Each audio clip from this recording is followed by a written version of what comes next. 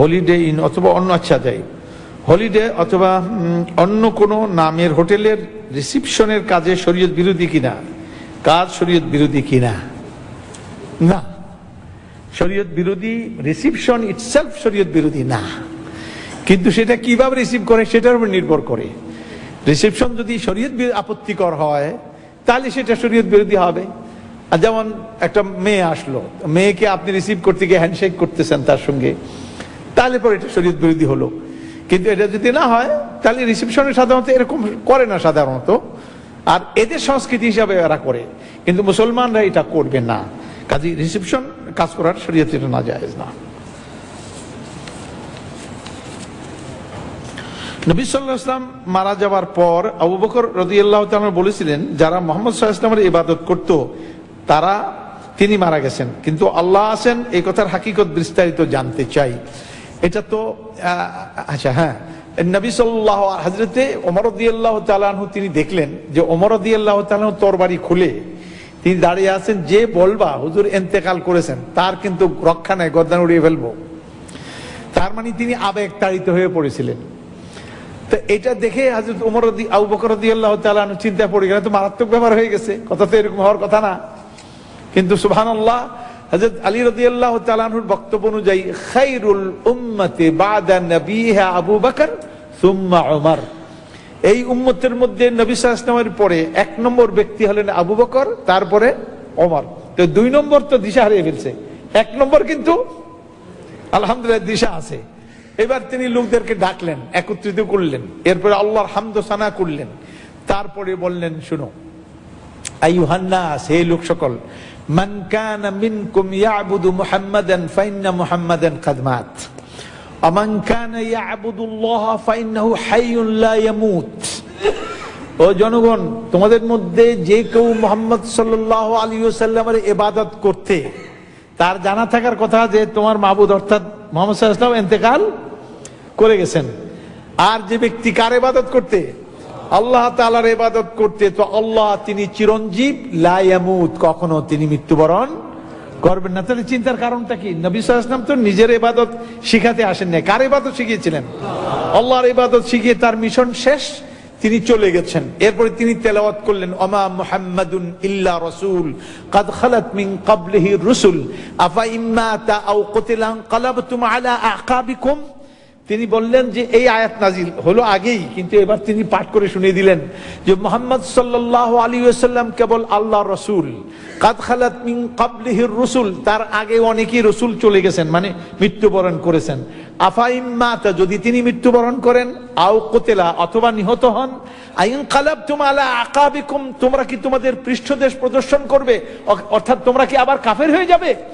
তাহলে এটা কুফরি কথা হয়ে যাবে যে মুহাম্মদ সাল্লাল্লাহু আলাইহি ওয়াসাল্লাম তো তিনি মানুষ ছিলেন এবং তিনি নবী ছিলেন, আগের নবীরও মানুষ ছিলেন, নবী ছিলেন, তারাও মৃত্যুবরণ করেছেন, নবী সাল্লাল্লাহু আলাইহি ওয়াসাল্লাম মৃত্যুবরণ করবেন না। আল্লাহ পাক নবীকে লক্ষ্য করে স্বয়ং বলেছেন, কি বলেছেন? ইন্নাকা মাইয়িতুন ওয়া ইন্নাহুম মাইয়িতুন, হে নবী তুমিও মৃত্যুবরণ করবে, ওয়া ইন্নাহুম মাইয়িতুন, আর তারাও সবাই কি হবে? মৃত্যুবরণ করবে। অতএব স্বাভাবিক নিয়মেই তিনি ইন্তেকাল করেছেন, এই জন্য বেদিশা হওয়ার কথা কি? এই কথা শোনার পরে সাহাবায়ে কেরামের হুঁশ ফিরে আসলো, বিশেষ করে হযরত ওমরের। বলা হলো যে মনে হলো যেন আয়াতটা মাত্র নাজিল হলো, এই আয়াতের ব্যবহার তো আগে হয় নাই, ব্যবহার এখন হওয়ার কারণে আয়াত জীবন্ত মনে হচ্ছে, নাজিল হলো বলে মনে হচ্ছে। এই হলো ব্যাখ্যা। আর তিনি যে বললেন যে তোমাদের যে ব্যক্তি মুহাম্মদ সাল্লাল্লাহু আলাইহি ওয়াসাল্লামের ইবাদত করতে, আসলে কেউ মুহাম্মদ সাল্লাল্লাহু আলাইহি ওয়াসাল্লামের ইবাদত করেন, যে তিনি জানতেন, তাহলে তার যখন ইবাদত করো না, তার যখন ইবাদত তোমরা করতে না, তাহলে মাবুদ তো আছেন, মাবুদ আছেন, আমরাও আছি, ইবাদত করনেওয়ালারা আছি। আর তিনি আসছিলেন ইখরাজুল ইবাদি মিন ইবাদাতিল ইবাদি ইলা ইবাদাতিল্লাহি ওয়াহদাহ। নবীর মিশন হলো বান্দাদেরকে বান্দাদের গোলামি ইবাদত থেকে মুক্ত করে একমাত্র আল্লাহর ইবাদতে যুক্ত করে দেওয়ার মিশন ছিল কার? নবীর। অতএব নবীর মিশন শেষ, তিনি চলে গেছেন, অতএব চিন্তার কোনো কারণ নেই। আমার মনে হয় ব্যাপারটা ক্লিয়ার। প্রশ্ন, স্বামী মারা যাবার পরে ইদ্দত কিভাবে পালন করতে হবে? শরীয়তের দৃষ্টিতে বলতে হবে কি, বলে যেতে পারবে কি, সফরে যেতে পারবে কি, বাইরে যেতে পারবে, সহি হাদিস দ্বারা জানাবেন। আসলে তাদের শোক পালন, আমাদের তো শোক আমরা অনেক ভুল করি। আমাদের দেশে কোনো নেতাও মারা গেলে খালি বছর বছর ঘুরে ঘুরে আমরা শোক পালন করি। কেউ যদি মারা যায় তাহলে তার হুকুম হলো 3 দিন শোক পালন করা যাবে। কয়দিন? 3 দিনের পরে আর কোনো শোক নাই মুসলমানদের, মানে সুন্নাত অনুযায়ী 3 দিনের পরে কোনো শোক নাই। হ্যাঁ, তো মেয়েদের ব্যাপারে আছে যে স্বামী যদি মারা যায় তো ইয়াতারাব্বাসনা বিআনফুসিহিন্না, না না, ফাইদ্দাতুহুন্না 4 আশহুরিন ওয়া 10, 4 আশহুরিন 10, তারা 4 মাস 10 দিন, 4 মাস 10 দিন যাদের স্বামী মারা গেছে তারা 4 মাস 10 দিন তারা শোক পালন করবে। এই শোক পালন করবে স্বামীর ওই বাড়িতে, যেই বাড়িতে তিনি মারা গেছেন বা তিনি থাকতেন, ওই বাড়িতে তিনি এখানে থাকবেন। তিনি কোনো সাজগোজ করবেন না, এটাই শোক পালন হবে বোঝা যাবে। এবং তিনি বাইরে কোথাও সফরে টফরে যাবেন না, এই জায়গায় তিনি থাকবেন। বিশেষ কোনো কারণ হলে সে শরীয়তে আবার ইল্লা মাত্তুরিত্তুম ইলাইহি, এটা একটা আম নীতি। যদি মজবুরির কোনো কারণ হয়ে পড়ে, সেই মজবুরির আসল হলো শরীয়তের একটা কথা আছে, আদ-দারুরাতু তুবিহুল মাহযুরাত, প্রয়োজন সমূহ অবৈধ জিনিসগুলিকে বৈধতা দিয়ে দেয়। ওয়া ইন্নামা জাযা লিদ-দারুরা হুররিমা বাদা যাওয়ালিহা, প্রয়োজনের কারণে জিনিসটি বৈধ হয়, প্রয়োজনটা ফুরিয়ে গেলে আবার ওই জিনিসটি অবৈধ হয়ে যায়। তাহলে এইখানে দরুরত হতে হবে। দরুরত হলো প্রয়োজনের ওই মাত্রাকে বোঝায়। আর দরুরত তুকাদ্দার বিকাদারিহা, ফুকাহারা ঠিক করেছেন, আর দরুরত তুকাদ্দার বেকাদারিহা, জরুরতটাকে তাকে পরিমাপ করা হবে বেকাদারিহা, তার পরিমাণ দিয়ে, যে জরুরত কতখানি হয়েছে। যেমন মনে করুন হারাম খাওয়া যাবে না, তবে একটা লোক এখন না খেলে মারাই যাবে, আর তার সামনে শূকরের গোশত আছে অথবা মরা গরুর গোশত আছে, এর হারাম কোনো জিনিস, এটা খেলে সে বেঁচে যাবে।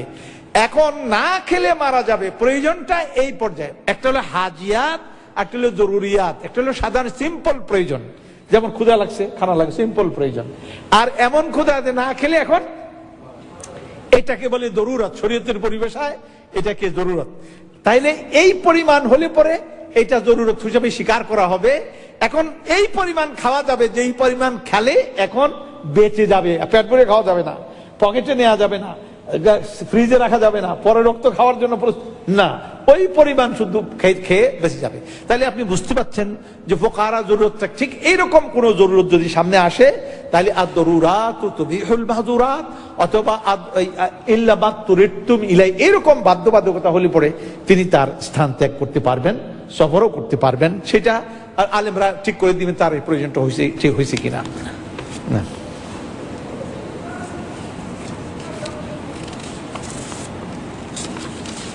কোন মুসলমান ইসলামী আন্দোলন ছাড়া আর কোন মতবাদ, বিশেষ করে ধর্ম নিরপেক্ষ সমাজবাদ জাতীয়তাবাদী প্রতিষ্ঠার কাজ করতে পারে কি?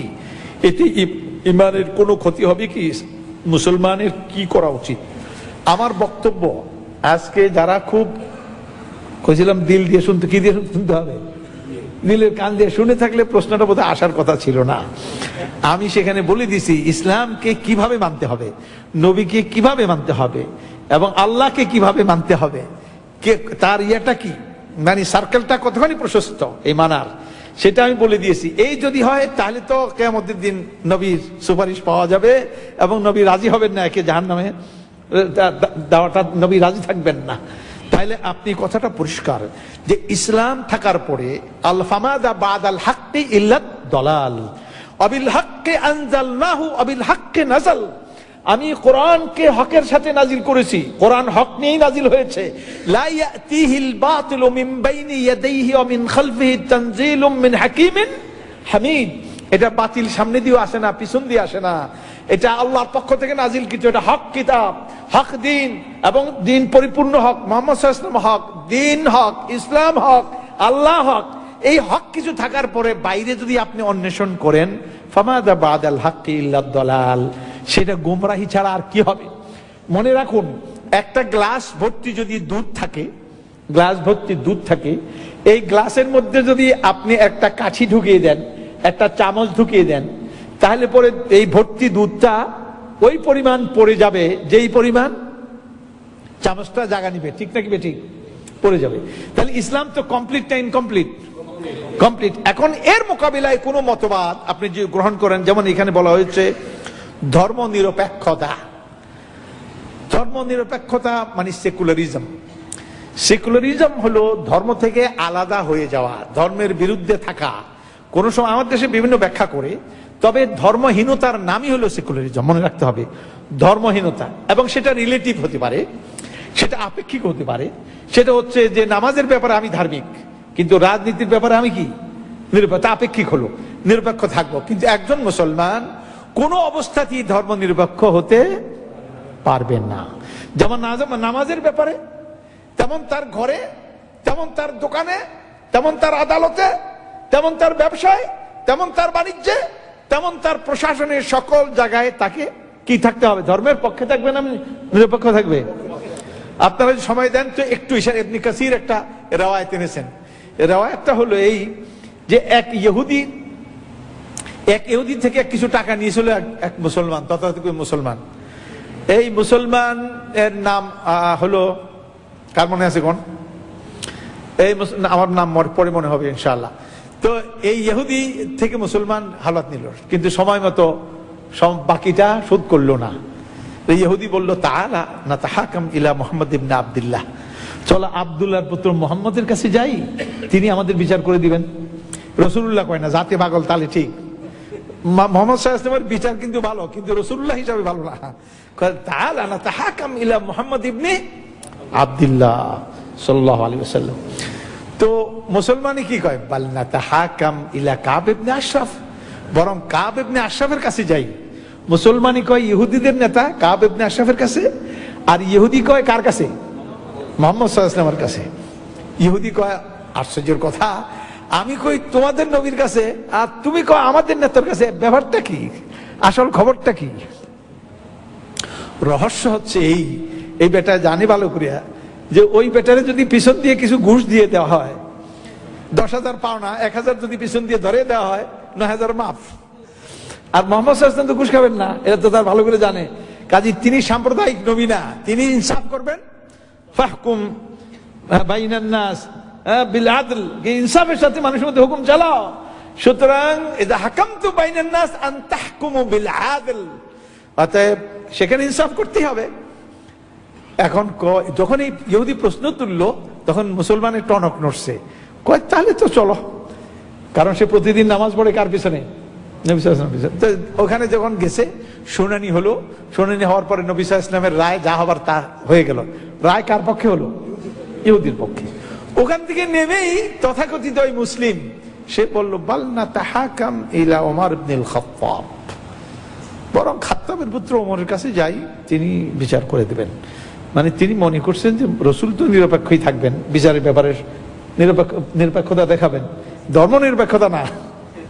নিরপেক্ষ মানে আইনের দৃষ্টিতে সবাই কি সমান, কাজেই এটা করবে। কিন্তু ওমর বেটা তো মুসলমান, আমাদের কি ভাই, আমরা কই না জাকির ভাই, অমুক ভাই, জামাতি ভাই, এই লোক তো আমরা জামাতের সাথে নামাজ পড়ি, সেই হিসাবে আমার কোল টানবে একটু আমার পক্ষে।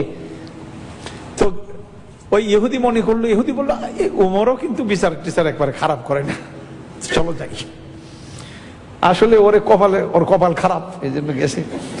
ওমর রাদিয়াল্লাহু তাআলা আনহুর কোর্টে গিয়ে উপস্থিত, গিয়া বলছে ইহুদি কেস দায়ের করে দিল, আর বললো যে এরকম মুহাম্মদ সাল্লাল্লাহু আলাইহি ওয়াসাল্লামের কাছে গেছিলাম, তিনি এরকম বলেছেন, তার পছন্দ হয় নাই, এই জন্য আপনার কাছে আবার আসছে। ওমর রাদিয়াল্লাহু তাআলা আনহু মুসলমানকে জিজ্ঞেস করলেন আল আমরু কাযালিক, ইহুদি যে কইল রাসূলের কাছে যাওয়া হয়েছিল, তিনি বিচার করলেন, তোমার পছন্দ হয় নাই।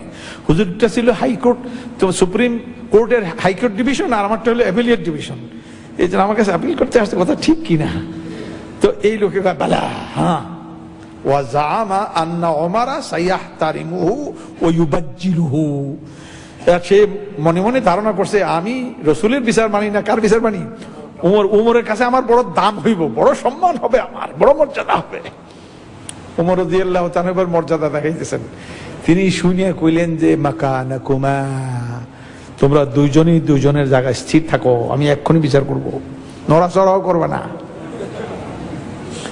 এই কথা বলে দাখালা বাইতা, হযরত ওমর ঘরে ঢুকলেন। ওয়াশতামালা আলাইহি সাইফা, তরবারিটাকে কোষমুক্ত করে ঠিক পজিশনে নিয়ে আসলেন। ওই ব্যক্তি এক আঘাতে তার গর্দান উড়িয়ে দিলেন, ওই তথাকথিত মুসলিমের গর্দান উড়িয়ে দিলেন। উড়িয়ে দেওয়ার পরে আমার মনে হয়, এটা আমি বলি, বিচারের ইতিহাসে ব্যতিক্রম বিচার, রায় কিন্তু পরে দেওয়া হয়েছে, কার্যকরী করা হয়েছে আগে। কারণ অপরাধের একটা সীমা আছে, অপরাধের একটা সীমা আছে, যে সকল সীমা পার হয়ে গেছে, এ রায় দিব কোন সময়, আগে কি করে নেই, আগে জারি করে ফেলি। তিনি কল্লা ফালিয়ে দিয়ে বললেন, হাকাযা আহকুমু ফী মান লাম ইয়ারদা বিকাদাইল্লাহি ওয়ালা বিকাদাই রাসূলি, আমি ওমর এইভাবে ফয়সালা করি, যে ব্যক্তি আল্লাহ আল্লাহ রাসূলের বিচারে সন্তুষ্ট হয় না, তার ব্যাপারে আমার হুকুম হচ্ছে তার গর্দান রাখার অধিকার সে রাখে না। আল্লাহু আকবার।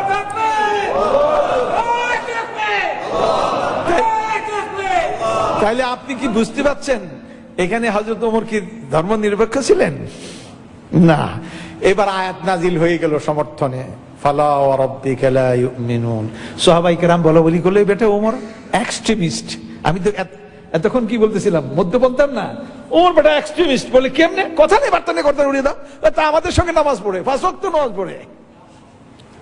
কিন্তু ওই বেটা আসলে কি 5 ওয়াক্ত নামাজ পড়ার পরে ধর্ম নিরপেক্ষ, সেকুলার না? কোন ব্যাপারে সেকুলার হয়েছিল এবার বলেন, আপনারাই ফয়সালা করেন। আইনের ব্যাপারে, আদালতের ব্যাপারে সে কি হয়ে গেছে, সেকুলার হয়ে গেছে। রসুলের ইয়ে মানে নাই, কিনা কয় ফয়সালা মানে নাই, অতএব সে সেকুলার হয়ে গেছে। এই সেকুলারিজমের শাস্তি দিল। আজকে যদি হযরত ওমর থাকতেন, আমাদের অবস্থা কি হইতো? গর্দান কজনের থাকতো? আমরা সমাজে চলাফেরা করতাম ঠিকই, কিন্তু গর্দান ছাড়া। কথা বুঝতে পারছেন? অতএব বন্ধুগণ, বুঝার যদি বুঝতে চান তো বুঝে নেন। কোরআন বলে ফালা ওয়া রাব্বিকা লা, একটু আরেকটা বক্তৃতা করার দরকার আজকে, না আরেক সময় বলি, এই অনেক দলিলের পিছনে, সুবহানাল্লাহ। অতএব কয়েকটা প্রশ্ন করছেন, একটা হলো ধর্ম নিরপেক্ষতা। না, কোন অবস্থাতেই ধর্ম নিরপেক্ষতা প্রশ্ন কোন রকমের সুযোগ নাই। মুসলমান সেকুলার হতে পারে না, ধর্ম থেকে আলাদা হতে পারে না। তবে হাদিসের মধ্যে একটা ধর্ম নিরপেক্ষতার কথা আসছে, সেটা কি? কোন ব্যক্তি যদি জিনা করে, হাদিসের মধ্যে আসছে জিনা করার সময় সে ধর্ম নিরপেক্ষ হয়ে যায়। বলে কেমনে? ধর্ম তার থেকে, ঈমান তার থেকে আলাদা হয়ে যায় ততক্ষণ সে জিনা করে। কোন ব্যক্তি যদি শিরক মারে, এই ধরনের আরো একটা অপরাধের কথা বলা হয়েছে, জিনা, আরটা কি চুরি করে, তো যতক্ষণ চুরির মধ্যে থাকে ততক্ষণ ঈমান তার থেকে কি হয়ে যায়, তাহলে মানে ঈমান থেকে আলাদা হয়ে নিরপেক্ষ হয়ে যায়। তাহলে আপনি কি চান আপনি যখন রাজনীতি করেন বা কিছু করেন তখন ঈমান আপনার থেকে আলাদা হয়ে যাক? আপনি ঈমান থেকে আলাদা হবেন, ঈমান তো আগে আপনার থেকে আলাদা হয়ে যায়, আপনি কেমনে আলাদা হবেন? ঈমান কিন্তু আপনার থেকে আলাদা হয়ে যায়। অতএব সাবধান থাকতে হবে। কোনো দলিল নেই, যারা এটা বলে তাদের পক্ষে কোনো দলিল নেই, এগুলি ভুল, মূর্খতা। তওবা করা উচিত, তওবা করে তাড়াতাড়ি এই সমস্ত চিন্তা ছেড়ে দেওয়া উচিত। তারপরে জাতীয়তা, সমাজবাদ, সমাজবাদী মানে সমাজতান্ত্রিক না, ইসলাম এটাকে সমর্থন করে না। কেন করে না? এটা ইসলামের মতবাদের সঙ্গে সাংঘর্ষিক, এটা অন্য সময় আমরা বলবো। জাতীয়তাবাদীর একটা ব্যাখ্যা আছে। জাতীয়তাবাদ কি? যদি জাতীয়তাবাদের ব্যাখ্যা এটা হয় যে বাংলাদেশের আমাদের ঈমান, আল্লাহর প্রতি আমাদের ঈমান আছে, রাসূলের প্রতি ঈমান আছে, কোরআন আমাদের জীবন ব্যবস্থা, ইসলামের সংস্কৃতি আমরা বিশ্বাস করি, এই জাতির অধিকাংশ মানুষ যে চেতনা ধারণ করে, এই চেতনা নিয়ে আমরা, এই জাতীয়তাবাদ যদি হয় এটা ইসলাম বিরোধী না। আর যদি ওই জাতীয়তাবাদ হয় যে আমরা বাঙালি, আমরাই শ্রেষ্ঠ, আমরা ইংলিশ, আমরাই শ্রেষ্ঠ, আমরা ফ্রেঞ্চ, আমরাই শ্রেষ্ঠ, আমরা যেমন হিটলার, আমরা জার্মান, আমরাই শ্রেষ্ঠ শাসন, আমরা যেমন ইহুদিরা কয় আমরাই শ্রেষ্ঠ, এই জাতীয়তাবাদ হারাম, হারাম। এর সঙ্গে ইসলামের কোনো সম্পর্ক নাই, মনে রাখতে হবে। তো কাজেই এর থেকে দূরে থাকতে হবে। আল্লাহ আমাদেরকে তৌফিক দেন।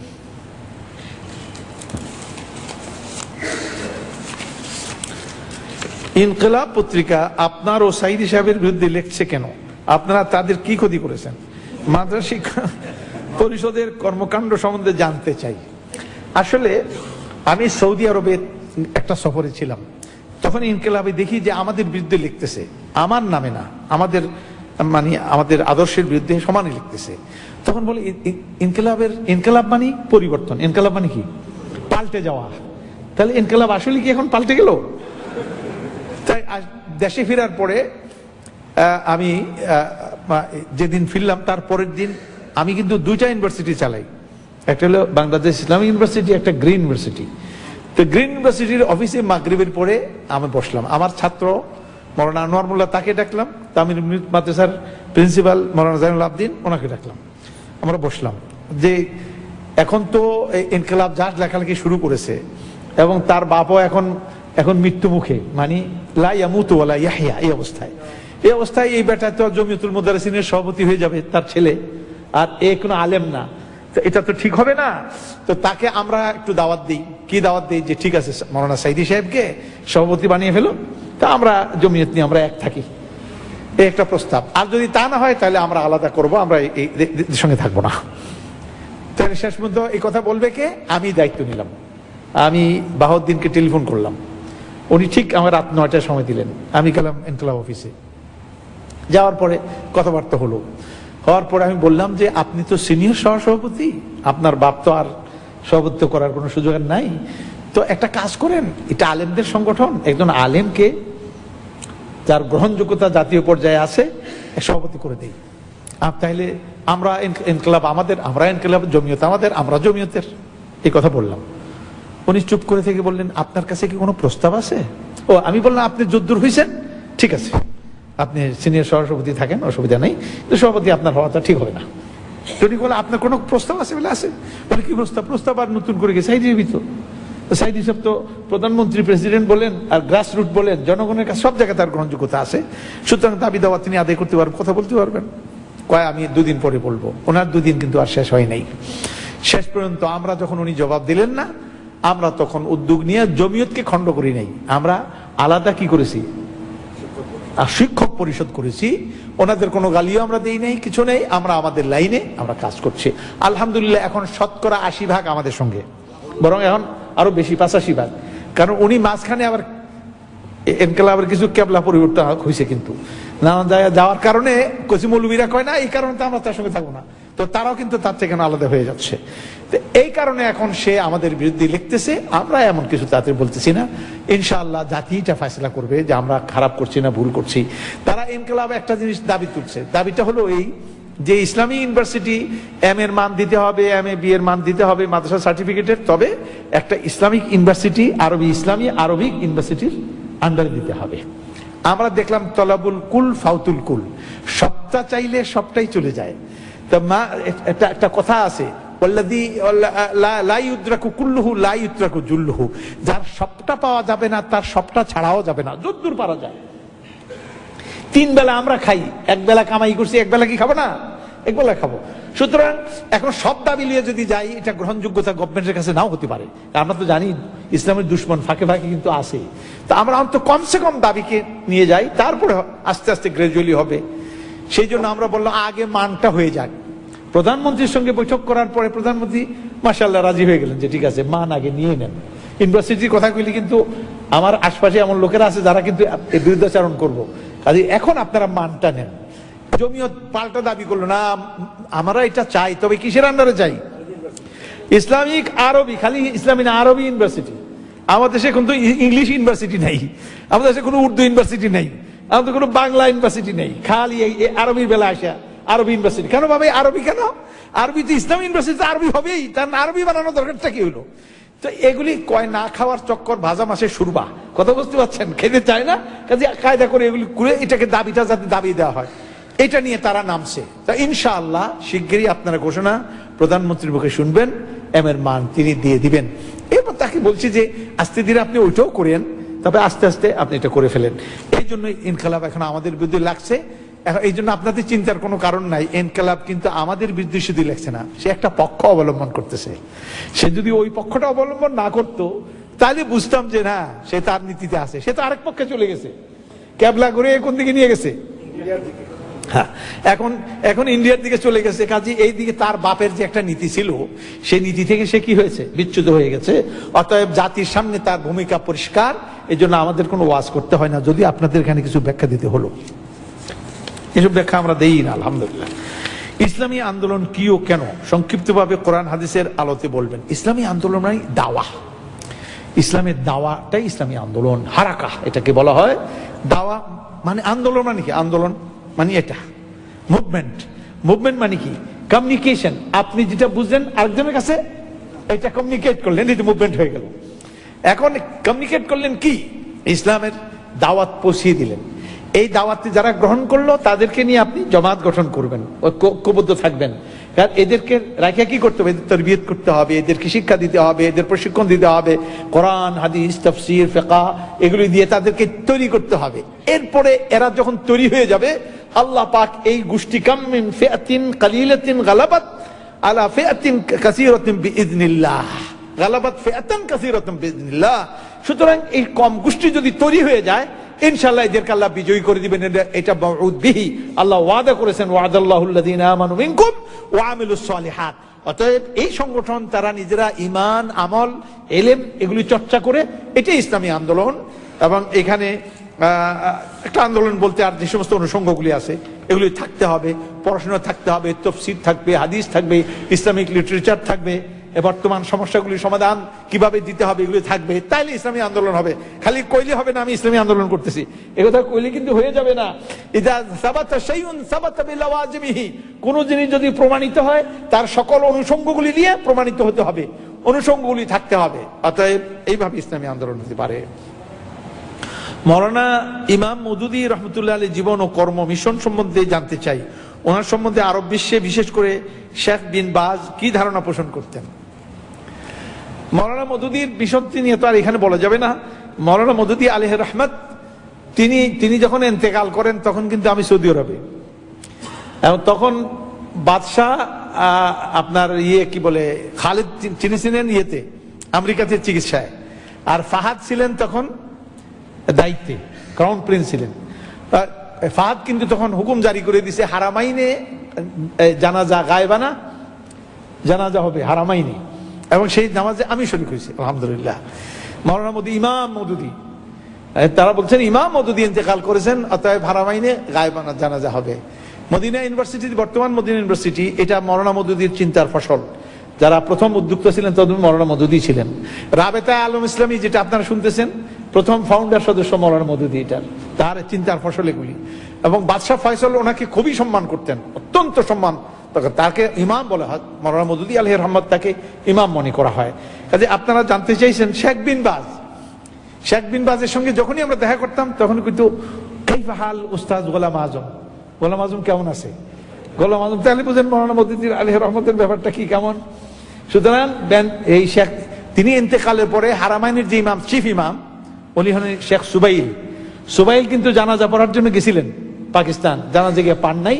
জানাজা পড়াইছেন ইউসুফ আল করদাওয়ি, বর্তমান বিশ্বের অন্যতম শ্রেষ্ঠ আলেম, উনি জানাজা পড়াইছিলেন। শেখ সুবাইল জানাজা পান নাই, কিন্তু গিয়েছিলেন, উপস্থিত হয়েছিলেন জানাজা পড়ার জন্য। কাজে আপনারা বুঝতেই পারেন যে ওনাদের দাম, মর্যাদা কি ছিল, দাম কি ছিল।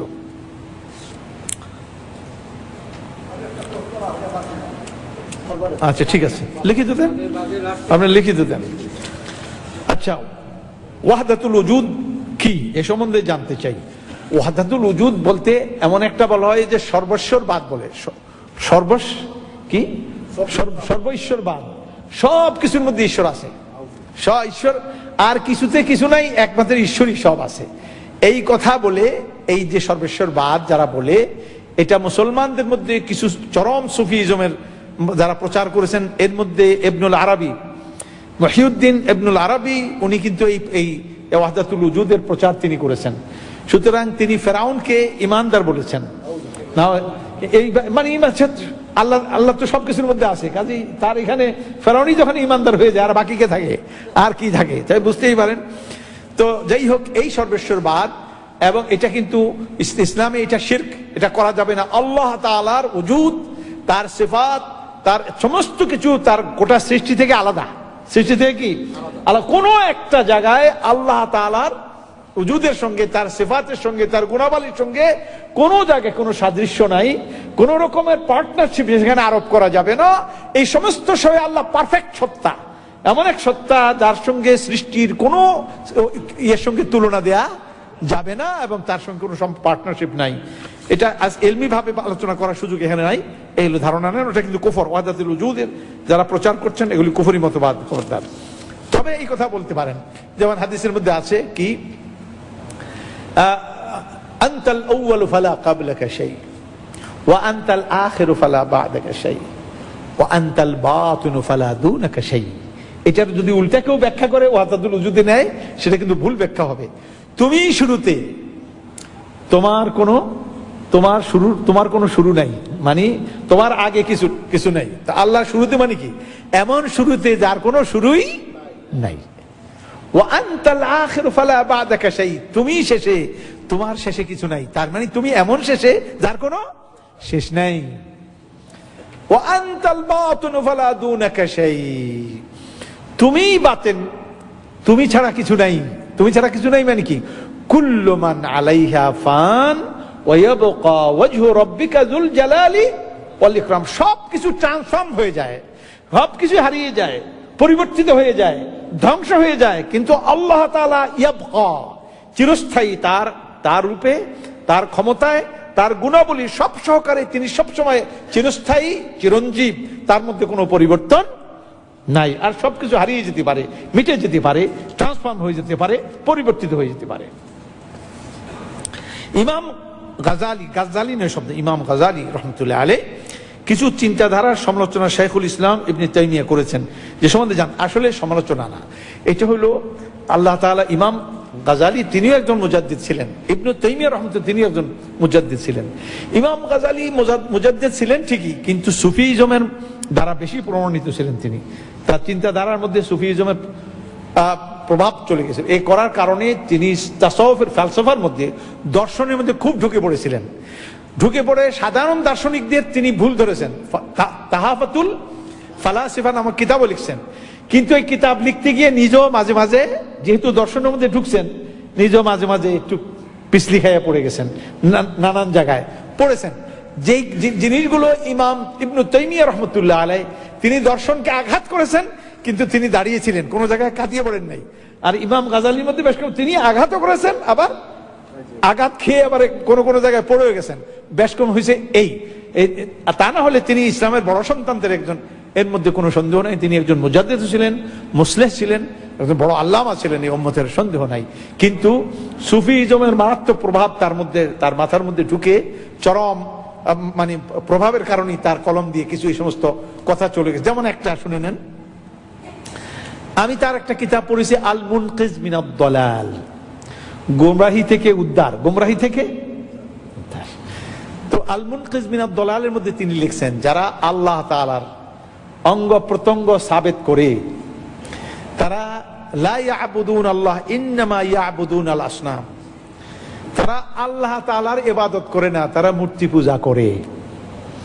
আর ইমাম আবু হানিফা কি কোন শুনুন, ইমাম আবু হানিফা আল ফিকহুল আকবরের মধ্যে তিনি এটা প্রমাণ করতেছেন, আল্লাহ তাআলা নিজের জন্য যা প্রমাণ করছেন তা আমরাও তার সেটা প্রমাণ করি। মানে আল্লাহ বলছেন তার চোখ আছে, ওলে তুসনা আলা আইনি, আমার চোখের সামনে তোমাকে তৈরি করা হবে। ইয়াদুল্লাহি ফাওকা আইদিহিম, আল্লাহর হাত তাদের হাতের উপরে। এই যে কথাগুলি বলা হয়েছে, এই কথাগুলির দ্বারা আমরা কি বলবো? ইমাম আবু হানিফা বলে আমরা বলবো যে হ্যাঁ আল্লাহর চোখ আছে, আল্লাহর হাত আছে, তবে কেমন? তিনি বলেন কামাই আলিক, আল্লাহর জন্য যেমন শোভা পায়, যেমন আল্লাহর ওজুদ আছে, আল্লাহর অস্তিত্ব আছে, আল্লাহর এগুলো আছে, কিন্তু এগুলি কেমন আছে? বেদুন কাইফ, আমরা এটা বলতে পারি না কেমন, এটা বলতে পারি না। যেমনটা আল্লাহর জন্য মানায়, শোভা পায়, তেমনটাই আছে। আমরা এটা নফি করব না, আমরা বলবো না যে আল্লাহর চোখ নাই, কারণ আল্লাহর আছে, আমরা নাই কিভাবে বলবো? আল্লাহ বলল আমার হাত আছে, আমরা কিভাবে বলবো? অতএব এই কথাগুলি আমরা নফি করব না। আর উনি ইমাম গাজ্জালি যেহেতু আশআরি আকীদার একজন বড় তর্জমান ছিলেন, আপনার মনে রাখুন, এটি কিন্তু আবার ইলমি আলোচনা। এই আশআরি আকীদা হলো ইমাম আবুল হাসান আশআরি রাহমাতুল্লাহ আলাইহি, ইনি আবু মুসা আশআরির বংশধর ছিলেন। উনি কিন্তু মুতাজিলাদের মোকাবিলায় আল্লাহ তাআলার সিফাতের ব্যাখ্যা দিতে শুরু করলেন, তাবিলাতের মধ্যে গেলেন।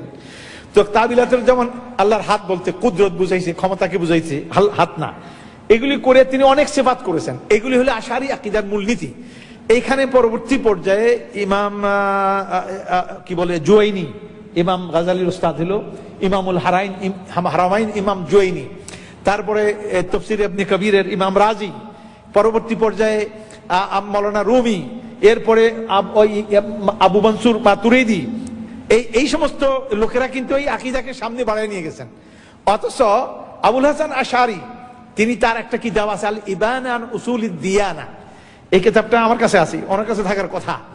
এই কিতাবটা ওনার নিজের কিতাব। এই কিতাবের মধ্যে উনি এক সময় মাঝখানে গোপন হয়ে গেলেন।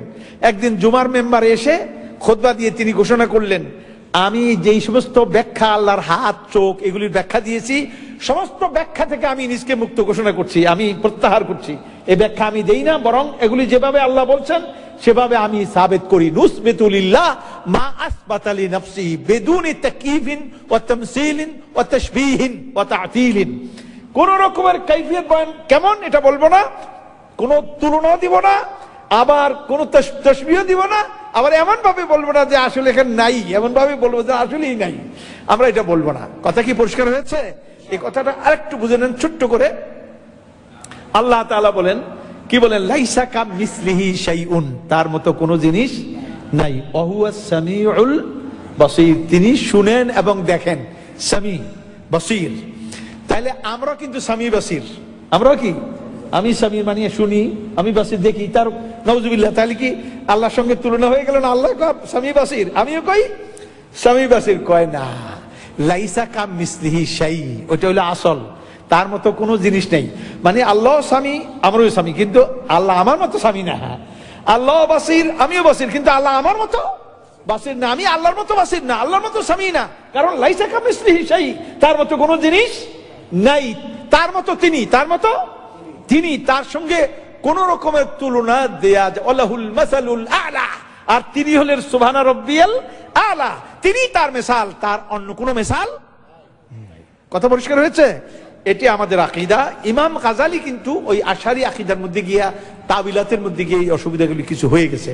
ওনার এই সত্য আমরা মাজুর মনে করি, এবং তিনি একজন আল্লাহ ওয়ালা ব্যক্তি ছিলেন, একজন বড় আল্লামা ছিলেন, সুবহানাল্লাহ, তার অনেক বিরাট অবদান আছে সত্যের মাপকাঠিও থাকলে। আচ্ছা, আজকে সব কথা কই, আমাকে এখানে বলছেন যে কামালউদ্দিন জাফরি সাহেব, আপনার ছাত্র জীবন সম্বন্ধে জানতে চাই। এই তো আপনারা শুনলেন। একদিন আমি এখানে বক্তৃতা করতেছি, আমার পাশে এক বড় পলিটিক্যাল পার্টির এক বড় লিডার, নাম বলে সবাই চিনে ফেলবেন, তো আমি বলবো না, উনি আমার পাশে, উনি সবার সামনে দিয়ে যাচ্ছেন। তো ওনার ইচ্ছা হয়েছে এই সবাই এসে একটু সালাম দিলে পরে, একটা রাজনীতি করেন তো মানুষের একটু ইয়ে, তখন সামনে দিয়ে ইলেকশন আছে, আমাকে দেখে থক হয়ে গেছেন যে উনি এখানে বলবেন কি বলবেন না। আমি বললাম যে হ্যাঁ, আপনি আসেন, তাড়াতাড়ি আসেন, চেয়ার ছিল একটা, আরেকটা আনাইলাম, বসেন, সালাম দিতে চান তো দেন। তো উনি কয় না, আমি আপনার বক্তৃতা শুনবো। তা আমি বক্তৃতা করতেছিলাম, বক্তৃতাটা উনি প্রায় 40 মিনিট আমার বক্তৃতা শুনলেন। উনি আমার ডান পাশে বসা ছিলেন, এইভাবে বক্তৃতা শুনলেন, 40 মিনিট বসে শুনলেন। শোনার পরে এরপর আমি বললাম যে আমি তো ওয়াজ করলাম, আমার তো তৌফিক নেই, এটা একটা হাফিজিয়া মাদ্রাসা, এখানে আপনি কিছু দেন, আমার ওয়াজ করলাম, আপনি কিছু টাকা পয়সা দেন। উনি উঠে 5 মিনিট বক্তৃতা করলেন। এর মধ্যে কইলেন যে জাফরি সাহেবের মতো বক্তৃতা তো আমি করতে পারবো না, আমার ছোটবেলারই বন্ধু, আমরা দুইজন একসঙ্গে ঢাকা ইউনিভার্সিটিতে পড়ছি, তখন আমাদের সঙ্গে, আমি কোনোদিন ঢাকা ইউনিভার্সিটি পড়ি নেই, তো আমার সামনে পাইকারি কথা কয়ে দিলেন। তার মানে রাজনীতি করতে গিয়ে লোকেরা যে কিরকম চালু হয়, আমি সেদিন দেখলাম যে ইন্না লিল্লাহি ওয়া ইন্না ইলাইহি রাজিউন, কোনোদিন পড়িনি ঢাকা ইউনিভার্সিটিতে। এ নিয়ে আমার সঙ্গে পড়ছে, এগুলো মানুষের সামনে মেরে দিল, মেরে দিল। তো যাই হোক, আমি এরকম পড়ি নাই। আমি ঢাকাতে কামেল পড়েছিলাম, কামেল ফার্স্ট ক্লাস পেয়েছিলাম। এরপরে সৌদি রাষ্ট্রদূত আমাকে মক্কা ইউনিভার্সিটি পাঠায়, সেখানে গিয়ে আরবি ভাষা পড়েছি। এই আমার পড়াশোনা, আর কিন্তু পড়াশোনাটা নাই। যাই হোক, তারপরে আপনার যে বাংলাদেশে একজন প্রখ্যাত আলেম ওয়াজে বলেছেন, আলিয়া মাদ্রাসায় 6ষ্ঠ শ্রেণীর কোরআন ও তাজবিদ শিক্ষা বইয়ের সূরা নাসরের ব্যাপারে বলা হয়েছে, রাসূলুল্লাহ সাল্লাল্লাহু আলাইহি ওয়াসাল্লাম নবুয়তি জিন্দেগিতে ভুল ত্রুটি আছে, এই ব্যাপারে দয়া করে বলবেন কি? আল ইয়াযু বিল্লাহ সুম্মা আল ইয়াযু বিল্লাহ। নবীরা মাসুম, নবীরা কি মাসুম, তারা ভুল করেন না। ভুল করেন না মানে কি? ভুল, নবীরা তো মানুষ, তারা মাসুম, আবার তারা মানুষও, তারা কি মানুষও। তাদের থেকে কিছু জাল্লাত কোরআন শুনে, এটা আহলে সুন্নাত ওয়াল জামাতের মুত্তাফা, এটা কোনো এর মধ্যে ইখতিলাফ নাই। জাল্লাত মানে মাঝে মাঝে পিছল খেয়া, পিছলি খেয়ে কাঁদিয়ে দিয়ে পড়ে যাওয়া, এরকম জাল্লাত হয়েছে, এটাকে জাল্লাত বলে আহলে সুন্নাত ওয়াল জামাতের পরিভাষায়। ফা আযাল্লাহুমা শাইতানু, এটা জাল্লাত বলে। এরকম জাল পিছল মাঝে মাঝে পিছলেছেন, কিন্তু পিছলাইও আল্লাহ তাআলা মাটিতে পড়ে যায়নি, পিছলাইলে আবার আল্লাহ কি করছেন, আবার খাড়া করে দিচ্ছেন। তো এই ধরনের কিছু হয়, এর নবীরা তারা ভুলের উপরে থাকেন না, ভুল কে সংশোধন করে দেন? আল্লাহ তাআলা তাদেরকে মাসুমই রেখে দেন আল্লাহ তাআলা। ব্যাপারটা এইখানে। সুতরাং এই ব্যাপারটা আমি দেখি নাই এখানে, এখন আমি পড়বো আসলে ব্যাপারটা কি, এরকম আন্দাজি মেরে দিল কিনা কেউ, কিংবা কোনো কথা উনি বলছিলেন কি আর বলে দেওয়া হলো কি। এমন হয় আমার দেশে অনেক সময় যে ওয়ালা তাকরাবু লা তাকরাবুস সালাহ, তোমরা নামাজের কাছেও যেও না। কেউ যদি নামাজ না পড়ে আর বলে যে নামাজ পড়া লাগবে না, দলিল কি? দলিল আছে কোন মধ্যে? কোন জায়গায়? লা তাকরাবুস সালাহ, নামাজ তো পড়া দূরের কথা, কাছেও যেও না। আল্লাহ কইছে তো। কথা ঠিক না বেঠিক? কথাটা ঠিক, কিন্তু কথাটা ঠিক যে কথা তো এখানেই শেষ না, আরো আছে না। ওয়া আনতুম সুকারা, যে অবস্থায় তোমরা নেশাগ্রস্ত থাকো সেই অবস্থায় নামাজের কাছেও যেও না। এখন কি নেশা করে নামাজ থেকে দূরে থাকবে, না নেশা ছেড়ে নামাজ পড়বে? কোনটা করতে হবে? সাহাবায়ে কেরাম ভুল বুঝেন নাই, যারা বুঝার তারা বুঝে ফেলছেন এখন আর নেশা করা যাবে না, কারণ নেশায় নামাজ থেকে কি করতেছে? দূরে রাখতেছে। নামাজ তো পড়তেই হবে, অর্থাৎ নেশা ছাড়তে হবে। এখন উল্টা যারা বুঝে তাদের কথা তো আলাদা হয়। কথাটা কি এটা দেখতে হবে। আমি ওয়াদা করলাম আমি দেখবো ইনশাআল্লাহ। এটার মধ্যে এরকম কিছু থাকলে পরে আমি আবার মাদ্রাসা বোর্ডের সদস্য, আপনার প্রেসিডেন্টের পক্ষ থেকে মাদ্রাসা বোর্ডের 2 জন সদস্য, একজন আমি, মৌলানা আবুল কালাম আজাদ। তো মাদ্রাসা বোর্ডে ইনশাআল্লাহ এই ব্যাপারে আমরা তুলে এটা আমরা ঠিক করে দিই, যদি এই ধরনের কোনো কিছু থেকে থাকে। জি না, যাই হোক, আমাদের কিছু লোকেরা আছে, মাফ করবেন, আমাদের দেশে কিছু লোক আছে এইরকম। মৌলানা মওদুদী আলাইহি রহমতের বড় সুন্দর একটা কথা আমার মনে পড়ে। তখন সেই পাকিস্তান আমলে আমি সেই বৈঠকে ছিলাম। উনি বলতেছেন, आप लोगों को मक्खियों की सी आदत इख्तियार नहीं करनी चाहिए। তিনি জামাত কর্মীদেরকে বলতেছেন, আপনাদেরকে মাছির মতো অভ্যাস আপনাদের ইয়ে করা মানে অভ্যাস কি করেন আপনারা গ্রহণ না করেন, অভ্যস্ত না হন।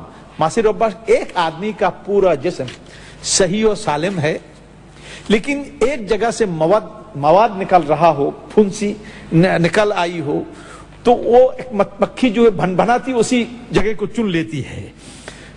একটা মানুষের পুরো শরীরটাই তার ভালো, স্বাস্থ্যটা ভালো, কিন্তু এক জায়গায় খারিশ আই হো, এক জায়গায় একটুখানি খাওয়াইছে, ওই জায়গায় একটুখানি রক্ত বের, পানি বের হয়েছে, কোন জায়গায় একটু পুষ বের হয়েছে, মাছিটা ভনভন করতে গিয়ে কোন জায়গাটা বসে গিয়া, ঠিক ওই জায়গায় বসে।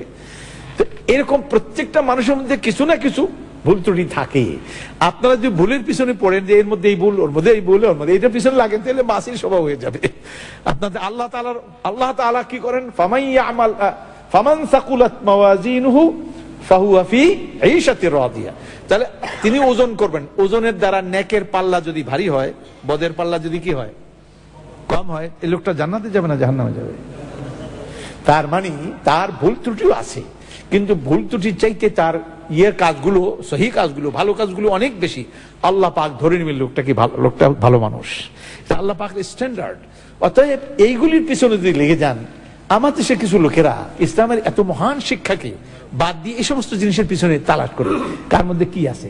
আর নবী সাল্লাল্লাহু আলাইহি ওয়াসাল্লাম ওয়ালা তাবাগাদু ওয়ালা তাহাসাদু ওয়ালা তাদাবারু কুনু ইবাদাল্লাহি ইখওয়ানা, বুখারী শরীফ হাদিস। লা তাবাগাদু, তোমরা একে অন্যের প্রতি ঈর্ষান্বিত হও না, একে অন্যের প্রতি হিংসা করো না। ওয়ালা তাদাবারু, একজন আরেকজনের পিছনে দোষ তালাশ করে হন্যে হয়ে ফিরো না। কুনু ইবাদাল্লাহি ইখওয়ানা, হে আল্লাহর বান্দারা তোমরা সবাই ভাই ভাই হয়ে যাও।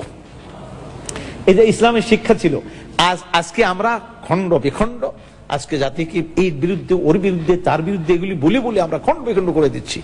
আমরা উসুলান কথা বলবো, আমরা বিদআতের বিরুদ্ধে বলবো, আমরা শিরকের বিরুদ্ধে বলবো, কিন্তু এইভাবে করে অমুক তমুক এগুলি করে করে জাতিকে খণ্ড বিখণ্ড করে দেয়া। আল্লাহ আমাদেরকে হেফাজত করেন এই ফিতনা থেকে, আপনাদেরকে হেফাজত করেন, বলেন আমিন। এ নিয়ে আরেকদিন আলাদা একটা মুস্তাকিল বক্তব্য রাখা দরকার। এই যে ফিতনাবাজি উম্মতের মধ্যে, এটা নিয়ে আলাদা বক্তব্য, কোরআন এটাকে কিভাবে বলে, এবং এত মন্দ এটা নিন্দা করা হয়েছে, আপনি শরীর শিওরে উঠবে যে সেখানে কুফর পর্যন্ত বলা হয়েছে। এটা যাই হোক, সেগুলি আর যাব না। মোহতারাম, আসসালামু আলাইকুম। ওয়ালাইকুম আসসালাম রাহমাতুল্লাহ।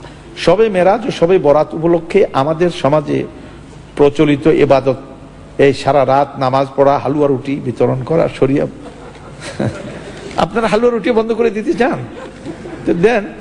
শরীয়ত মর্যাদা কতটুকুন? শবে মেরাজের রাতের কোনো খাস ইবাদত হাদিসের মধ্যে আসে নাই। এই জন্য কোনো রোজা রাখতে হবে তাও কোনো হাদিসের মধ্যে নাই। অতএব এটা এইগুলি এমনি ইবাদত তো আছেই, প্রত্যেক রাতের মধ্যে তাহাজ্জুদ আছে না, মিনাল লাইলি ফাতাহাজ্জাদ বিহি নাফিলাতাল লাক। তাহলে আপনাকে তাহাজ্জুদ পড়তে বলা হয়েছে বিশেষ বিশেষ রাতে না, প্রতি রাতে। ইয়া আইয়ুহাল মুজাম্মিল কুম আল লাইলা, প্রত্যেক রাতের কথাই গেছে, রাতে উঠো দাঁড়াও। সুতরাং আপনি ওইগুলি করলেই তো আপনার সবে মেরাজ সব আসে যাচ্ছে, এর মধ্যে কোনো কিছু বাদ থাকছে না। কিন্তু এই জন্য আলাদা কোনো যদি ইবাদত করা হবে সেটা হবে বেদাহ। সেটা কি? বেদাহ। নতুন ইবাদত আছে, এগুলি করবেন, যেগুলি যেগুলি বলা হয়েছে এগুলি করেই তো কুল পাবেন না। আপনি আবার বানান কেন? আপনাকে যেগুলি এগুলি কি আপনি করেন ঠিক মতো? এগুলি করেন না, এগুলি করে দেখেন আপনার বেদাতের দিকে মনই যাবে না। বেদাত করে ওরা যারা আসলগুলি বাদ দেয়, কথা বুঝতে পারছেন? যারা 1 নম্বর করে না তারা 2 নম্বর তালাশ করে, কথা বুঝতে পারছেন? এবং 2 নম্বর তো তালাশ করি, 2 নম্বরের আবার গলাবাজি বেশি। যারা দোকানে ওষুধ বিক্রি করে আর যারা রাস্তার কিনারে বিক্রি করে, গলাবাজি কারা করে বেশি? হার 2 টাকা 2 টাকা 2 টাকা 2 টাকা। দোকানদারে বসে বসে এরকম কয় 10 টাকা 10 টাকা 100 টাকা, একটু বলে না কেন? বলে না, জানে তার ওষুধ 1 নম্বর, ওই বেটার ওষুধ কয় নম্বর? চোরের মার বড় গলা, এই বেদাতের বড় গলা, এগুলি বেশি অনুষ্ঠান করবে, ওয়াজ নসিহত করবে লোকদেরকে না। এমনি ভাবে পরবর্তী প্রশ্ন হলো শবে বরাত। শবে বরাত বলতে কোনো এরকম বরাত নাই, বরাত শবে বরাত শরীয়তে কোনো পরিবেশই নেই। এটা আমাদের মকসুদুল মুমিনিন একটা বই আছে আমাদের দেশের কিতাব, এইটা একটা। আরেকটা কিতাব আছে নিয়ামুল কোরআন, এই টাইপের কিছু কিতাব আছে, এদের নিজস্ব পরিভাষা। আর এরা পরিভাষাগুলি পাইছে প্রচলিত মৌলবীরা ওয়াজ টোয়াজ করছে, এগুলি শুনে দুনিয়া এগুলি লিখে টেকে দিছে। আর আমাদের দেশের লোকেরা এগুলি পবিত্র কিতাব মনে করে, প্রত্যেকটা ঘরে থাকতেই হবে এই কিতাব। সুতরাং এইসব কিতাবের মধ্যে কিছু ভালো কথা আছে আর আজে বাজে কথা প্রচুর আছে। সুতরাং একদিন টেলিভিশনে, আপনি মজার কথা শুনে নেন, টেলিভিশনের প্রশ্ন উত্তরে লাইভ অনুষ্ঠানে একজনে আমাকে প্রশ্ন করলো যে অমুক ওজিফার কিতাবটা সম্পর্কে আপনি কি বললেন? আমি বলি এর মধ্যে কিছু ভালো কথা আছে আর অনেক আজে বাজে কথাও আছে। প্রোগ্রাম যখন শেষ হয়ে গেছে, ওই কিতাব যেই লাইব্রেরি থেকে প্রচার করে, ওই লাইব্রেরির মালিক আমার টেলিফোন করছে, কয় এই নম্বরটা কি জাফরি হুজুরের নাম্বার? আমি বলি হ। কয় যে অমুকের পুত, তুই এটা কি কইছ? আমি খুব হাসলাম, আমি কাঁদলাম না, আমি বললাম মিসকিন, এই লোকটা মিসকিন, কারণ জ্ঞানকে সে গ্রহণ করলো না। জ্ঞানকে গ্রহণ না করে সে অন্ধকারই কি করে, এটাকে সেই হালুয়া রুটি, অন্ধকারে হালুয়া রুটি খাইতে সে আমার উল্টা গালি দিল। আচ্ছা, আমার কাছে মজা লাগলো, এই গালি কি নবী সাল্লাল্লাহু আলাইহি ওয়াসাল্লামকে দেওয়া হয়নি? দেওয়া হয়েছিল নাকি? দেওয়া হয়নি। সুতরাং আমার গালি দেওয়াতে ভালোই লাগলো আমার কাছে। এরপর আবার একদিন করছে, কয় বেটা তুই মরবি না, মরিয়া দেখ, তুই ওজিফার বিরুদ্ধে কথা কইছস, তুইও কবরে যাবি, তার দেখবি। ইন্না লিল্লাহি, এর মধ্যে দুরুদের লাকি, এরপরে দুরুদে হাজারি, এরপরে দুরুদে তাজ, এগুলি কোত্থেকে আনছে? ইন্না লিল্লাহি ওয়া ইন্না ইলাইহি রাজিউন, এই সমস্ত তারা। আর দোয়ায়ে গঞ্জুল আরশ, তারপরে দোয়ায়ে কুমকুম ইয়া হাবিবি, ইন্না লিল্লাহ, এগুলি পড়ে লোকেরা বসে বসে। এগুলি যদি আমরা আলোচনা করি, একদিন আমি কইছিলাম যে এটাকে এই বইটা আনছি পরে আইনা, আমি কইলাম যে এটাকে পোস্টমার্টম করব, পোস্টমার্টম। তো এটা করার আগেই আবার কে জানি বইটা নিয়ে গেছে, আল্লাহ জানে কি চুরি করে নিয়ে গেছে, পড়তে নিল কিনা, তাহলে আরেক মুশকিল হয়ে গেল। তা আমি আবার আনবো ইনশাল্লাহ, এটা নিয়ে কথা বলবো। যে এই আচ্ছা, এবার বলেন আপনি, এই যে ঘটনাটা, এই ওয়াজটা কি হুজুর ঘরে করার কথা ছিল না কবরস্থানে গিয়ে করার কথা ছিল? ঘরে করেননি। এই ওয়াজটা কি মসজিদে করার কথা ছিল না? সাহাবায়ে কেরামকে বলা দরকার ছিল না? তাও তিনি করলেন না। তিনি করলেন কোন জায়গায়? কবরস্থানে। কবরস্থানে কি ওয়াজের জায়গা? আর সেখানে তারা কি বলতেছেন? তো এই যে এর মধ্যে অন্তর্নিহিত দুর্বলতা রয়ে গেছে। ঘটনা এটা বর্ণনা আনা হয়েছে ঠিকই, অন্তর্নিহিত দেরায়াতা নয়, এটা মাতরুক, এটা চলে না। তো যাই হোক, এমনি নবী করিম সাল্লাল্লাহু আলাইহি ওয়াসাল্লাম 3টা রোজা রাখতেন না? রাখতেন প্রত্যেক মাসে। এমনি তো সাপ্তাহিক 2টো রোজা রাখতেন, একটা হলো সোমবার, একটা হলো বৃহস্পতিবার। আরেকটা রোজা রাখতেন 3টা, একটা হলো 13 তারিখ, 14 তারিখ আর 15 তারিখ, 3টা রোজা না?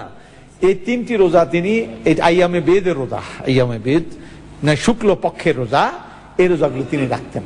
তাহলে এই রোজা রাখলে কি আপনার সব কভারেজ দিয়ে যায় না? কাজেই এর জন্য বিশেষ কোনো ইবাদত বান্দেগী প্রেসক্রাইব করা হয় নাই। ওই যে তাহাজ্জুদ গুজার, যেটা আপনি তাহাজ্জুদ পড়বেন, কোরআন তেলাওয়াত করবেন, জিকির শুকুর করবেন, এগুলি করবেন, এর জন্য আলাদা কোনো এগুলি বলা হয়নি। যাই হোক, তাবলীগী জামাত 6 দফার সাথে ইসলামের রোকন সমূহের কত রুকুন না, তারা তো এটা বলে না যে এটা ইসলামের রোকন, এটা দাবি করে না। তারা কয় তবলিগ জামাতের রোকন। এটার মধ্যে দুইটা তালগোল পাকিয়ে ফেলা ঠিক না। আপনি তবলিগ পছন্দ করেন, এটা আলাদা ব্যাপার, করেন কি না করেন, কিন্তু খামাখাই একটার মধ্যে পেছ লাগিয়ে দেওয়া ঠিক না।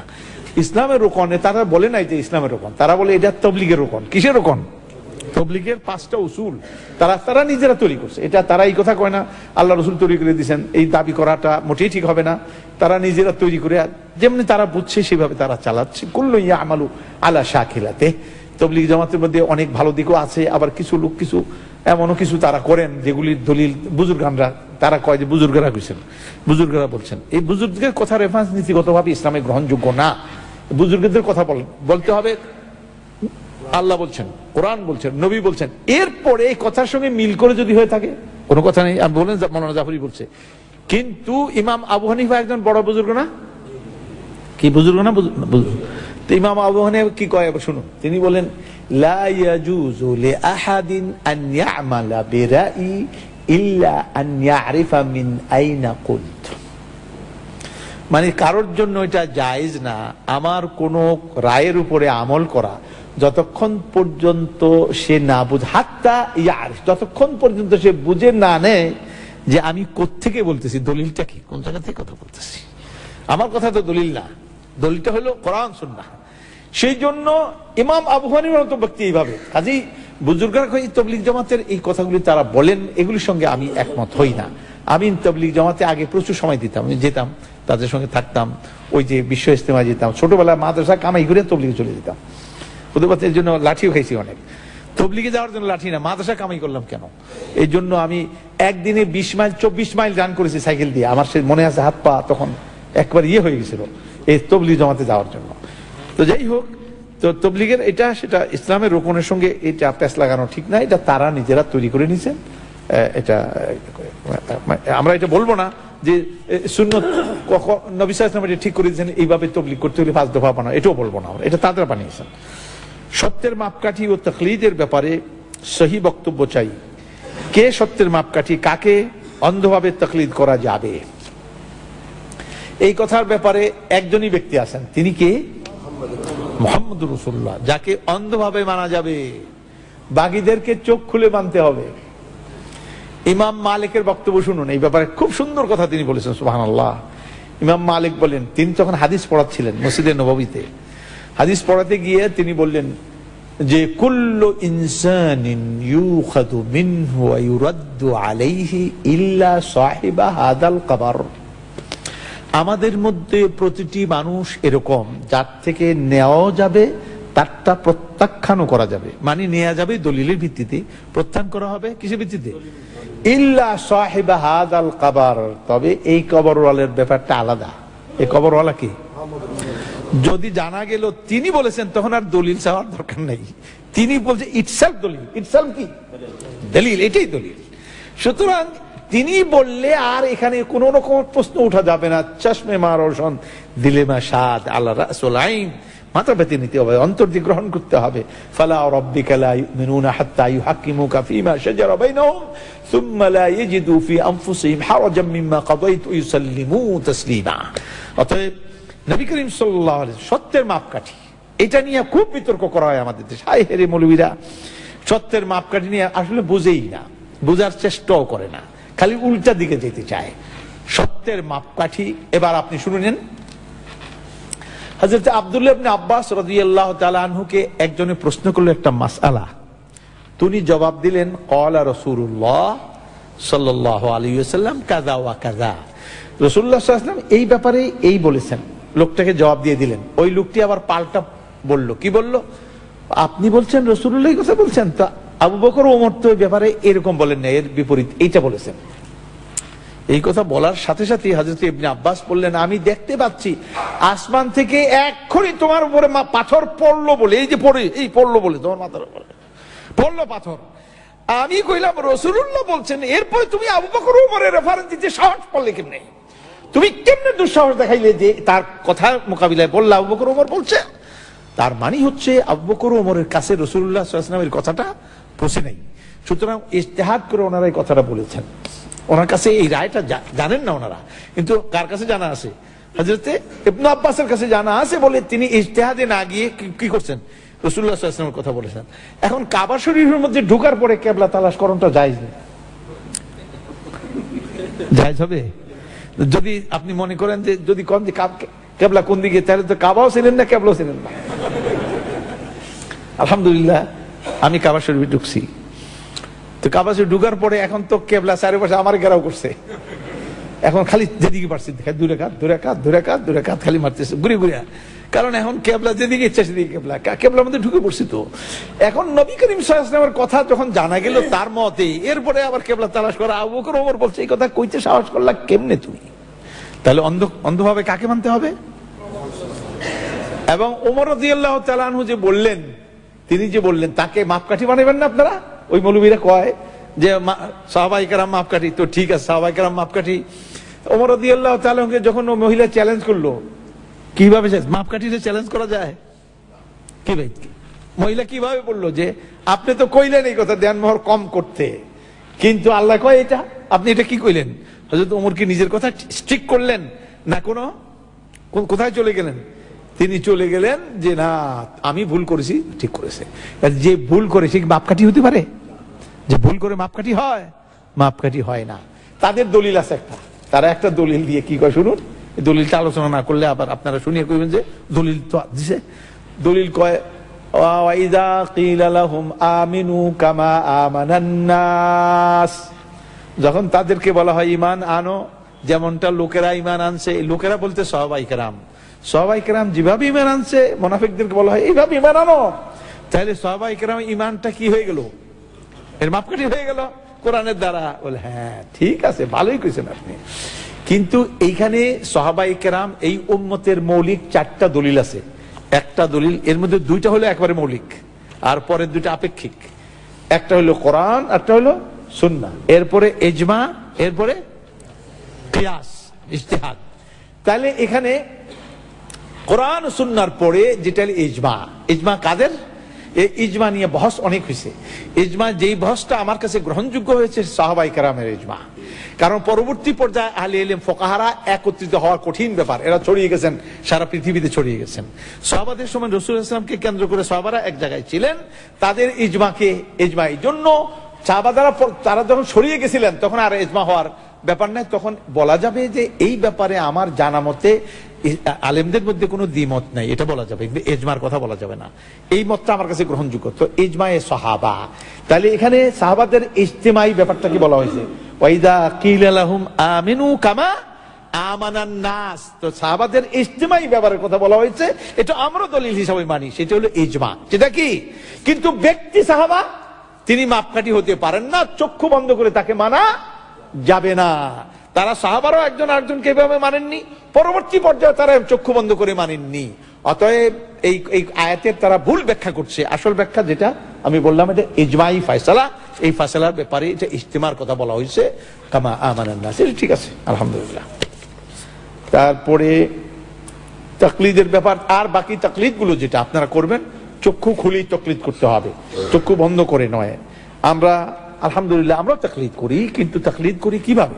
আমরা তাকলিদ করি আমাদের উস্তাদেরও তাকলিদ করি, আমাদের শেখের তাকলিদ করি, আমাদের ইমামের তাকলিদ করি, কিন্তু সেটা চোখ খুলে করি, চক্ষু বন্ধ করে আমরা তাকলিদ করি না। মূল দলিলের প্রতি খেয়াল, কোরআন সুন্নাহ মোতাবেক কিনা, কিন্তু বললেই এটা আমরা করে ফেলবো এমন কোনো কথা নয়।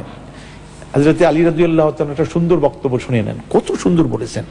তিনি বলেন এরিফুল হাক্কা এরিফুর রিজাল বিল হাক্কি ওয়ালা তারিফুল হাক্কা বির রিজাল, বড়দের দ্বারা হক চিনো না, হকের দ্বারা বড়কে চিনো। বড়দেরকে চিনো কি দিয়া? হক দিয়া। হক হইলো কোরআন সুন্নাহ, হক দিয়া বড়দেরকে চিনো, কিন্তু বড়দের দ্বারা বড়রা কইলি হক হয়ে যায় না, কারণ বড়রাও ভুল করে। আর বড়রা যখন ভুল করে, ছোট ভুল করে না, যে বেটা তাল গাছ থেকে পড়ে আর যে বেটা বড়ই গাছ থেকে পড়ে, দুই পড়া কি একরকম হয়? হ্যাঁ, কথা বুঝতে পারছেন? ওইরকম ভুল করে, এই জন্য চক্ষু বন্ধ করেন, নিষেধ করা হয়েছে চক্ষু বন্ধ করে তাকলিদ করবা না, চক্ষু খুলে তাকলিদ করো। এগুলি তো ইলমি ব্যাপার, আরেক সময় তফসিলি আলোচনা করা যাবে ইনশাআল্লাহ। মতবিরোধপূর্ণ একটি বিষয়ে সঠিক পন্থা অবলম্বনের পথটা কি। যদি আপনি আলেম হন তো আপনার জন্য আলাদা পথ, আর যদি আপনি আলেম না হন আপনার জন্য আলাদা পথ। আলেম হলে পরে আপনাকে দুই পক্ষের দলিল দেখতে হবে, দলিল কোনটা বেশি শক্তিশালী আপনার কাছে লাগে, আপনার ইলমের যতখানি চোট আছে, বুঝ আছে, আপনি এটা দিয়ে দুটো দলিল যেটাকে বেশি রাজেহ মনে হয় আর সেটাকে আপনি গ্রহণ করবেন, ওইটাকে আপনি গ্রহণ করবেন না যে এই দলিলটা মজবুত, এটা মজবুত না, এটা আলেমদের জন্য।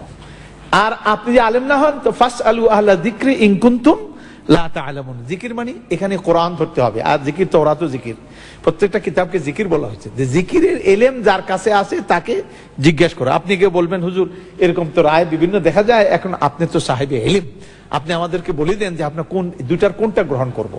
তখন আলেম সাহেব, যেমন আমরা এখন আপনাদের সামনে কথা বলি, আপনারা জানতে চান, দলিল প্রমাণ দিয়ে কথা বলি, এরকম তাকে দলিল প্রমাণ দিয়ে কথা বলবেন যে হ্যাঁ এটা আমার কাছে এই দলিলটা বেশি ভালো লাগে, শুধু এটার উপরে আমল করো, এটা তার জন্য সহজ হবে।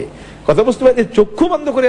আর যদি এরকম নাই পাওয়া যায় তো যেহেতু দুইটার ব্যাপারে মত আছে, এই ব্যাপারে আপনার যেখানে ইতমিনান হয় আপনি সেটা ইক্তেদা করবেন। এছাড়া আরো আলেমদের, ফুকাহাদের, শাহ ওলিউল্লাহ সাহেব, এই ধরনের লোকদের আরো বিভিন্ন কথা আছে। আজকে মোটামুটি এতটুকু আমাদের জন্য যথেষ্ট আমরা মনে করি ইনশাআল্লাহ। স্বামী স্ত্রী ঝগড়া করে 2 বছর যাবৎ পৃথক অবস্থায় আছে, কেউ কাহাকে তালাক করে নাই, তাদের বিবাহ ঠিক আছে কি নাই, এই ব্যাপারে সিদ্ধান্ত নিয়েছিল কিনা, মানে তারা এই ধরনের বলছে আমি তোমার সঙ্গে থাকবো না 2 বছর যাবৎ, এমনি 2 বছর বিদেশে আছে, কোনো জায়গায় আছে, রয়ে গেছে। কিন্তু যদি সিদ্ধান্ত নিয়ে এটা করে তাহলে সেটা আলাদা হুকুম আছে। কাজে এই ব্যাপারটা জানতে হবে আপনি কিভাবে সিদ্ধান্ত নিয়ে করছেন, না কোনো এমনি থাকতেছেন। ইসলামী গানের সাথে বাদ্যযন্ত্র ব্যবহার করা, এই গতকালকে আমরা এটা বলেছি। আমার কাছে আজকে আমি এটা ভিডিওতে দেখার চেষ্টা করেছি, সেদিন কি হয়েছিল ব্যাপারটা দেখার চেষ্টা করেছি, এতে আপত্তিকর মনে হয়েছে ব্যাপারটা, যে এইভাবে এটাকে অনুমোদন দেয়া যাবে না। এবং এইগুলি যারা করে, এই যে গান করলো, আমি জিজ্ঞেস করলাম এগুলি কি ইসলামের জন্য করছে? বলে হ, এটা দিনকে ভালোবাসা। আচ্ছা, দিনকে ভালোবাসার দাওয়াত দিছে, আর লাফালাফি করছে, বাতি বিভিন্ন রঙের বাতি এরকম করছে, ওরকম করছে, এরকম করছে, এর মধ্যে মেয়েরাও লাফালাফি করছে, এরকম করছে, ওটাও করছে। আচ্ছা, এগুলি করার পরে এই লোকদের অন্তর কি ইসলামের দিকে ঝুঁকছে না কোনো গাফিল হয়েছে বেশি? রাস্তার কিনারে দেখছেন লোকেরা জিকির করে, মিডিয়াম এবং শর্ট ওয়েভে, 2 ওয়েভে করে, লা ইলাহা 1 ওয়েভে আর ইল্লাল্লাহ আরেক ওয়েভে করে। দেখছেন না কেমন জিকির করে? আপনারা পারবেন না সহজে, খুব কায়দা করে করে। এই যে জিকিরটা কি আসলে জিকিরের জন্য করে না কোনো পয়সার জন্য করে? পয়সার জন্য করে। কেমনি বুঝেন? এই যে নামাজ হলো উত্তম জিকির, নামাজ, আকিমিস সালাত লিযিকরি, হাইয়া আলাস সালাহ, ও কিন্তু একটু মসজিদে আসে না, ও জিকির কিন্তু করতেই আছে। তাহলে বোঝা গেল এই জিকির তাকে আরো মূল জিকির থেকে গাফিল করে ফেলতেছে। তো এরকম গান আপনার মূল চেতনা থেকে গাফিল করে কিনা সেটা দেখবেন, যদি হয় তাহলে এর থেকে দূরে থাকবেন। কথা বুঝতে পারেন? এমনি তো ওই এইরকম যেটা, এটা ঠিক হবে না, এর থেকে দূরে থাকতে হবে, ভুল বুঝাবুঝি হবে। আরেকটা আছে, ইত্তাকু মাওয়াদিআত তুহাম, খুব খেয়াল করেন, ইত্তাকু মাওয়াদিআত তুহাম, মানুষ বদ ধারণা করতে পারে, সেখান থেকে তুমি কি থাকো, দূরে থাকো। নবী করিম সাল্লাল্লাহু আলাইহি ওয়াসাল্লাম একদিন মসজিদে নববীতে দরজায় দাঁড়িয়ে একজন মহিলার সঙ্গে কথা কইলেন। কথা কওয়ার পরে এরপরে মহিলা চলে গেলেন, 2 সাহাবাই আসলেন এখানে। নবী সাল্লাল্লাহু আলাইহি ওয়াসাল্লাম বলেন যে এটা আমার অমুক বেগম। মানে কেন কইলেন? যে ওদের জানি ভুল হয়, মানে ওরা ভুল বুঝে ফেলে কিনা। স্যার, ইয়া রাসূলুল্লাহ আপনি এই কথা কইলেন? বলে হ্যাঁ, শয়তান তো মানুষকে এইভাবে গোমরাহ করতে পারে, মানুষের ভুল বুঝাবুঝি সৃষ্টি করতে পারে। তো নবী করিম সাল্লাল্লাহু আলাইহি ওয়াসাল্লাম যেখানে ভুল বুঝাবুঝি যাতে না হয় তার থেকে তিনি ক্লিয়ার করে দিলেন। অতএব এগুলি থেকে খেয়াল করতে হবে যে উল্টা কাজ না, মানুষের ইসলামের দিকে দাওয়াত দিতে গিয়ে আবার কি না হয়, সেটা উল্টাই না হয়ে যায়। কাজে এইটাও কিন্তু একটা খেয়াল করতে হবে, এগুলি মেজাজ, ইসলামের মেজাজের সঙ্গে খাপ খায় না, এর থেকে একটু দূরে থাকতে হবে আমাদের। এটা একটা ভুল হয়ে গেছে আমার মনে হয়, এর থেকে দূরে থাকতে হবে। আমার পরামর্শ হচ্ছে এটাই। ইসলামিক গানের কথা বলে, মাদ্রাসাতে মেয়ে ছেলে একত্রে লেখাপড়া করলে কোন প্রকার বিদআত বা শরীয়ত বিরোধী কিনা জানতে পারলে উপকৃত হবে। না, একসাথে কেমনি পড়ালেখা করবে? একসাথে তো করবে না, এটা একসাথে করার কোনো সুযোগ নাই। মেয়েদেরকে আলাদা, আমাদের মাদ্রাসায় মেয়েদের সেকশন আমরা আলাদা করছি, ছেলেদের সেকশন আমরা আলাদা করে দিয়েছি এবং আলাদা স্বীকৃতি নিয়েছি। আলহামদুলিল্লাহ, মেয়েদের একবারে আলাদা, সবকিছু পারফেক্ট করে দিয়েছি, খালি প্রিন্সিপাল একজন। কিন্তু আমার পরে প্রিন্সিপাল আর একজন থাকবে না, 2 প্রিন্সিপাল হয়ে যাবে। যতক্ষণ আমি আসি আর 3 বছর আসি আমার হাতে থাকবে, কিন্তু পরবর্তী ভাইস প্রিন্সিপালকে প্রিন্সিপাল বানিয়ে দেবো ইনশাআল্লাহ আমার মেয়াদ শেষ হয়ে গেলে। তো সেখানে এছাড়া আমরা এটাকে সম্পূর্ণ আমরা আলাদা করে ফেলেছি, একসঙ্গে করা যাবে না। ক্লাস 3 পর্যন্ত আমরা তো বিসমিল্লাহ থেকে করে দিয়েছি আলাদা, ক্লাস 3 পর্যন্ত না। কাজে এরা বালেগ হয়ে যাওয়ার পরে পাশাপাশি তাদেরকে আপনি কিভাবে শিক্ষা দিবেন? আলিয়াজুবিল্লাহ, কিছু কিছু মাদ্রাসায় এরা করছে, এটা কিন্তু ঠিক না, সমর্থনযোগ্য না, এটা মানা যাবে না, এটা প্রতিবাদ করতে হবে এবং তাদের ব্যবস্থা করতে হবে। মেয়েদের আলাদা, আপনি সকালে একটা ইয়ে নেন, বিকালে 8টা নেন, মেয়েদের জন্য এভাবে নেন, কিন্তু একত্রে করা যাবে না। আজকাল কিছু ইসলামপন্থীরা বিয়ের আগে দেখে নাও হাদিসের অবব্যাখ্যা করে বিয়ের পূর্বে যুবক যুবতীদের দেখা সাক্ষাতের প্রেম নিবেদন হালাল করার পায়তারা চালাচ্ছে। এটা আপনি যেভাবে বলছেন আপনি ক্লিয়ার, আর আমি কি বলবো? আপনার বলাই তো বুঝা যাচ্ছে। মাল মাসউল বিআলাম মিনাস সাইল। হ্যাঁ, আপনার দ্বারা কথা পরিষ্কারই যে এইভাবে যেইভাবে হচ্ছে, আপনি যেভাবে বললেন এইভাবে আপনার কাছে যেমন জায়েজ নেই, আমাদের কাছে এটা জায়েজ নেই। সেখানে দেখাশোনা একজনকে আরেকজন দেখতে বলছে, আমাদের দেশে বুঝে মেয়েটা দেখে নাও, না মেয়েকেও বলছে ছেলেকে দেখে নাও। ও চোখ বন্ধ করে থাকবে না, চোখ খুলে দেখবে। সে খালি পুরুষই দেখবো চোখ বন্ধ করে থাকে, খুব শরম আছে মেয়েটার। এরকম শরম তো ইসলাম পছন্দ করে নেই। মেয়ে চোখ খুলে দেখবে কারে থেকে বিয়ে করতেছে, কে সে, তার সঙ্গে চলতে পারবে কিনা, সেও পাল্টা প্রশ্ন করবে। এটা কিন্তু সামনে কিন্তু একজন থাকতে হবে। আবার একান্তে ছেড়ে দেওয়া যাবে, খালোয়া করা যাবে না, জালোয়া রাখতে হবে, সেখানে আরেকজন থাকতে হবে, এইভাবে ইসলামের। কিন্তু ওইভাবে এদের মতন ওইটার কি কয় লিভিং টুগেদার করে টেস্ট করে তারপরে কয় বছর, 6 মাস, 5 বছর, 2-4 বছর চলা যায় কিনা এখন সিদ্ধান্ত নিব, নাউযুবিল্লাহ মিন যালিক। এগুলি হলো জাহেলিয়া, এগুলো মূর্খতা, ইগনোরেন্স। এর থেকে অনেক দূরে থাকতে হবে, নাউযুবিল্লাহ মিন যালিক, ফিতনা। কিছু ইসলামপন্থীরা, কোন ইসলামপন্থীরা এরকম কথা কয় যে আগে প্রেম করা যাবে, হ্যান করে তেন করে, নাউযুবিল্লাহ মিন যালিক। ইসলামে তো কিছু ওয়ালা মুত্তাখিদি আখদান, খবরদার গোপনে গোপনে প্রেম নিবেদন করা যাবে না, এটা কোরআন নিষেধ করে দিয়েছে। আপনি কাউকে গোপনে গোপনে প্রেম করা যায়, সেটা দিলের মধ্যে কারোর মহব্বত আপনার দিলের মধ্যে আছে, কিন্তু তাই বলে তার লেখা যাবে না আমি আপনার ভালোবাসি, কিন্তু লেখা যাবে না। আপনার দিলে থাকতে পারে যে কোনো সময় নজর পড়ে গেছেন, দেখছেন, এরপর আপনি বিবাহের প্রস্তাব পাঠান, তো দিলের মধ্যে একটা প্রেম হয়েছে, মহব্বত হয়েছে, এটা না জায়েজ না। কিন্তু এটা তার সামনে প্রকাশ করা যাবে না, তাকে বলা যাবে না, যতক্ষণ মধ্যে আপনি বিয়ে শাদী না হয়ে যাচ্ছে করা যাবে না, এটা শরীয়তে নিষেধ করে দেওয়া হয়েছে। বাংলাদেশের নেতাদের কবরে ফুল দেন ইমাম সাহেবরা, দোয়া করেন, এটা কি ঠিক হলো? কবর নিয়ে তো আমরা কথা বলেছি, কবরে ফুল দিতে হবে না, কারণ পূজা পাঠ করতে গেলে ফুল লাগে না, লাগে। তো এগুলি হলো অনুষঙ্গ, এটা কয় মিন লাওয়াজিমাত, এগুলি তার অনুষঙ্গ সমূহ, এগুলি না হলে তো হবেই না, অতএব সেটা দিতে হবে। যেমন ওইখানে গিয়া জজবানিয়া ঠাকুরের সামনে কি নিয়ে দিতে হয়, যেই ফুলে যেই দেবী খুশি কাজে সব ফুল নিয়ে যেতে হয়, এখানেও ফুল দিতে হবে। নাউযুবিল্লাহ মিন যালিক, এই সমস্ত শরীফ থেকে দূরে থাকবেন, যত দূরে থাকবেন ততই ভালো থাকবেন আল্লাহর মেহেরবানিতে। আপনি এই সমস্ত কবর যেখানে ফিতনা ফাসাদ হয় আমি যাবেনই না। আমি হযরত কি বলে শাহজালাল ইমানি মুজাররদ ইমানি রহমতুল্লাহ আলাইহি একজন ভক্ত, ওনার মহব্বত করি, কবরে ওনার 2 বার 3 বার গেছি, এরপরে আজ আর যাওয়া বন্ধ করেছি। কারণ আমারে যাওয়া দেখলে লোকেরা কয় ওনার জাফরি, আমরা যাবো না কেন? আমি যে যাই কেমনি তো বুঝি না, ওরা দলে দলে যাবে। এখন আমি আগে দূর থেকে সালাম দিয়ে দিই, দূরই তার জন্য দোয়া করে দিই, তার জিয়ারত করে দিই। জিয়ারত করলে যাবে না? আমি দোয়া করি, যেখানে বসে, আমি এখানে বসে দোয়া করে সব রাসানি করি, যাবে নাকি যাবে না? যাবে। অতএব এটা এগুলো ইসলাম এই সমস্ত পথ আমাদেরকে শিখিয়ে দিয়েছে ইনশাআল্লাহ। যাই হোক, এরপরে আমরা আজকে আপনার থেকে বিদায় নিতে চাই। এখন اللهم آمين اللهم صل على سيدنا نبينا حبيبنا إمامنا محمد وآله وأصحابه وبارك وسلم يا أكرم الأكرمين يا رب العالمين। দুদিন ধরে আপনার কোরআন থেকে, আপনার হাবিবের সুন্নাহ থেকে কিছু বয়ান করার সুযোগ পেলাম, আপনি তৌফিক দিলেন, ভুল হলে আপনি মাফ করে দিয়েন, আর আমাদের এই জন্য আমাদেরকে আপনি বিনিময় দিয়েন। আমরা ফকির, আমরা মিসকিন, আমরা আপনার বিনিময়ের দিকে খুব মুহতাজ। আল্লাহ আপনি আমাদের ঝুলিগুলি ভর্তি করে দেন, আল্লাহ আপনি আমাদেরকে ক্ষমা করে দেন, আপনি আমাদেরকে মাফ করে দেন। আল্লাহ আমাদের দিলকে আপনি হেদায়েত করে দেন, আমাদেরকে তওবা নসিব করেন, আমাদের দিলের বক্রতাকে দূর করে দেন, চিন্তার বক্রতাকে দূর করে দেন। আল্লাহ হেদায়েতের পথে আমাদেরকে পরিচালিত করে দেন, আমাদের পরিবার পরিজনকে আপনি হেদায়েত নসিব করেন, আমাদের সন্তানদেরকে হেদায়েত নসিব করেন, আমাদের ভাই বোনদেরকে হেদায়েত নসিব করেন, আমাদের মা বাপ আত্মীয় স্বজন যারা মারা গেছেন মোমেন মোমেনাত সবাইকে আপনি ক্ষমা করে দেন, তাদের কবরগুলিকে জান্নাতের টুকরা বানিয়ে দেন, আমাদেরকে সিদকে মাকালের সুযোগ দেন, আকলে হালালের সুযোগ দেন, হালাল কামাই করার তৌফিক দান করেন, আপনার জিকির শুকুরের, আপনার মহিমা প্রচার করার, আপনার জন্য ডাকা, আপনার জন্য বাঁচা, আপনার জন্য মরা, আপনার জন্য চলাফেরা করা, আপনার জন্য আত্মীয়তা করা, আপনার জন্য বন্ধুত্ব করা, এই যে তৌফিক আমাদেরকে দান করেন। রব্বানা তাকাব্বাল মিন্না ইন্নাকা আনতাস সামিউল আলিম।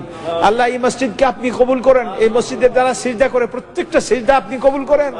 আয় আল্লাহ এই সিজদাগুলি কিয়ামতের দিন আল্লাহ তার আমলনামায় মিজানে হাসানাতে আমলের মধ্যে আপনি দিয়ে দিয়েন। রব্বানা تقبل منا إنك أنت السميع العليم وتب علينا إنك أنت التواب الرحيم برحمتك يا أرحم الراحمين.